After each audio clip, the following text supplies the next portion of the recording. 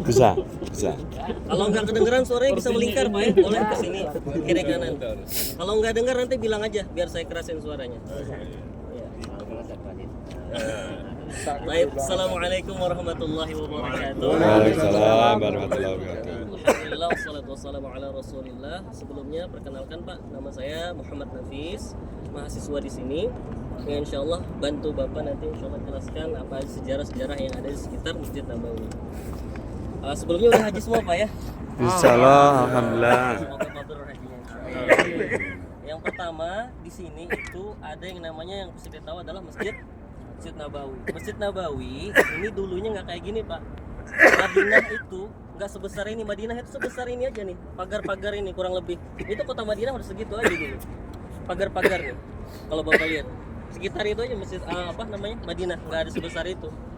Jadi dulu masjid Rasulullah pertama kali itu hanya sebesar raudhah. Raudhah itu kurang lebih kalau menurut hitungan sekarang 15 kali 22 meter sekitaran itu. Ini Bapak udah masuk raudhah semua? Sudah. Yang ibu-ibu juga udah? Udah ya. Masih sekitaran itu aja sebetulnya Masjid Nabawi. Nggak ada yang kayak gini. Masjid Nabawi ini dulu adalah masjid kedua yang dibangun Rasulullah, bukan yang pertama Pak ya. Masjid yang kedua. Yang pertama di mana Ustaz? Yang pertama adalah Kuba. Betul. Ketika Rasulullah datang, Rasulullah beristirahat dulu di Masjid Kuba. Kemudian setelah itu baru datang ke Masjid Nabawi, dibangun, disebutkan dalam sejarah itu kurang lebih 12 hari dibangunnya. Sebentar banget karena memang dibangunnya pakai pelepah kurma Pak. Jadi pelepah kurma sebagai tiangnya dipotong sebagai atapnya, oh ya, pelepah kurma atapnya, batang kurmanya itu sebagai tiang-tiangnya. Tiang. Nah, seperti itu. Itu cuman berjalan 12 hari jadi rumah Rasulullah. Iya, rumah 12 hari itu udah sama masjid sama rumah Rasulullah di situ juga. Jadi di samping raudhah yang Bapak lihat, kalau Bapak salam ke kuburan Nabi, sampingnya. nah itu masjidnya, rumahnya Rasulullah itu sebetulnya. Rumahnya Aisyah. Sekarang jadi makam. Sekarang jadi makam. Ya karena memang perintah Allah bahwa Rasul para Nabi itu dikuburkan di mana beliau meninggal. Seperti itu memang perintahnya. Jadi dulu itu bukan bagian dari masjid. Jadi kalau ada yang bilang itu masjid, Rasulullah dikuburkan di masjid, salah Pak ya. Karena itu memang dulu bukan masjid. Memang justru rumahnya ya. Rumah aja. Kalau kita dulu mungkin ada marbot yang langsung menuju masjid, nah kayak gitu. Jadi Rasulullah tuh rumahnya dulu punya 3 pintu. Kalau kita hadap sini ada yang arah ke sana sama arah ke sana. Pintunya itu. Pintu ke sana arah kiblat Pak ya. Ke sana keluar. Nah, yang ke kiri ini langsung ke masjid. Kalau Rasulullah keluar itu langsung ke masjid. Bisa ngelihat keadaan masjid seperti apa, apakah ada sahabat dan lain sebagainya. Nah, dulu Rasulullah dibangunkan selama 12 hari itu. 12 hari. Rumahnya juga di situ, sama Aisyah juga di situ. Dibangunkan bilik-bilik untuk istri-istri Rasulullah. Ketika istrinya nambah, ditambah lagi tuh bilik-biliknya. Seperti itu. Seperti yang kita tahu, Masjid Nabawi ini mempunyai keutamaan berapa Pak Ibu salatnya? 1000. Kalau Masjidil Haram 100.000. 100.000, betul. Jadi kalau Masjid Nabawi itu 1000 dan ketika Masjidil Haram itu 100.000. Dan Rasulullah menyebutkan hanya ada 3 masjid yang kita boleh bersafar untuk menuju masjid tersebut. Pertama Masjid Haram.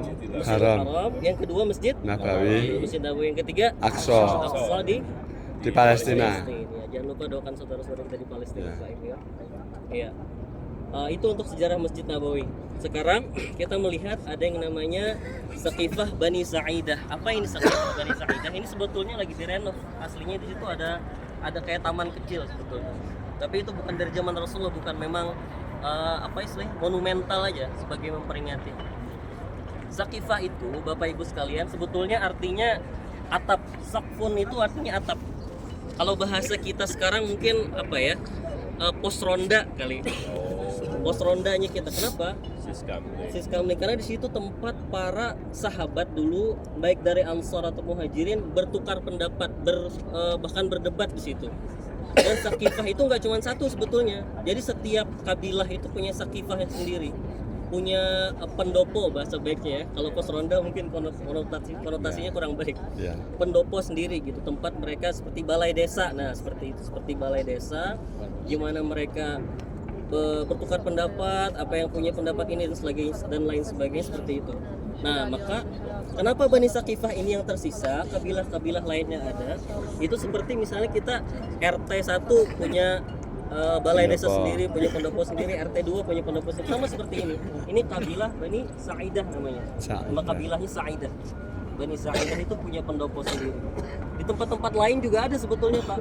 Cuman kenapa tempat lain itu tidak dijadikan monumen seperti ini? Karena di sini terjadi sesuatu hal yang sangat bersejarah dari kaum muslimin, yaitu perpindahannya kekuasaan. Bagaimana ceritanya? Seperti yang kita tahu, Rasulullah SAW, ketika saya mengucapkan Rasulullah SAW, jangan lupa diucapkan Pak ya. Ya.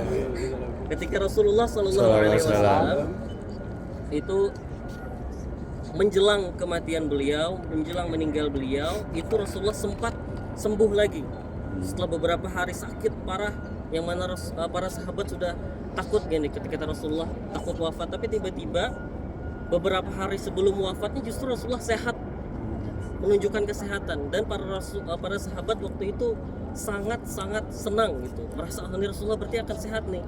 Tapi ternyata itu seperti isyarat dari Allah. Allah mengatakan kepada Rasulullah seperti, ayo silahkan disapa dulu nih sahabat kalian untuk yang terakhir kalinya. Makanya Rasulullah ketika terakhir itu membuka tirai yang pintu yang menuju masjid tadi, membuka tirai untuk yang terakhir kali. Para sahabat tersenyum melihat Rasulullah karena Rasulullah sehat.